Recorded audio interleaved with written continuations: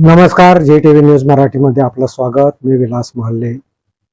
महाराष्ट्र दिनाचं औचित्य साधून सेवानिवृत्तीच्या उंबरठ्यावर असलेल्या एका सहाय्यक पोलीस उपनिरीक्षकाला झेंडावंदनाचा मान देऊन एकात्मतेचा संदेश देण्याचा अनोखा उपक्रम यवतमाळ जिल्ह्यातील वडगाव पोलिसांनी राबविला.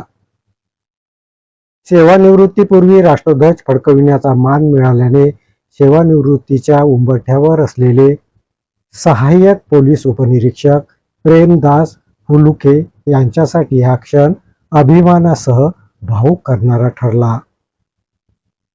सहाय्यक पोलीस उपनिरीक्षक प्रेमदास फुलुके हे अवघ्या 1 महिन्यात सेवानिवृत्त होत आहे.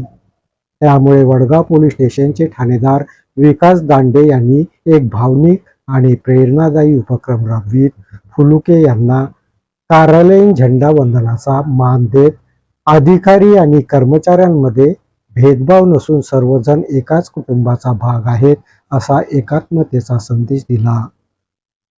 यावेळी ठाणेदार विकास दांडे आणि पोलीस कर्मचाऱ्यांनी फुलुके यांना मानवंदना दिली. प्रेमदास फुलुके यांनी आपल्या संपूर्ण सेवा काळात प्रामाणिकपणे कर्तव्य बजावत पोलीस खात्याची मान उंचावली. त्यांना मिळालेला सन्मान हा त्यांच्या कार्याची पावती असल्याची प्रतिक्रिया उपस्थितांमधून व्यक्त होत होती. सचिन कोयरे, JTV न्यूज मराठी, अकोला बाजार.